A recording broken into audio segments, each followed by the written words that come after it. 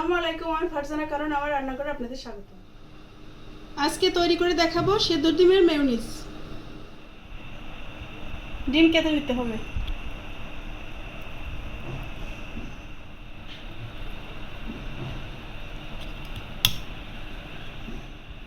রসুন, কাঁচামরিচ, গোলমরিচের গুঁড়া, গুঁড়া দুধ, চিনি, লবণ, ভিনিগার, সয়াবিন তেল,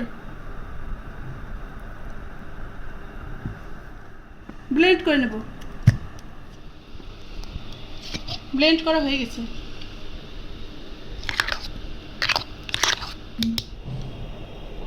রেডি হয়ে গেছে সেদ্ধ ডিমের মেয়োনিজ। চ্যানেলটিকে লাইক, কমেন্ট, শেয়ার, সাবস্ক্রাইব করে পাশে থাকবেন।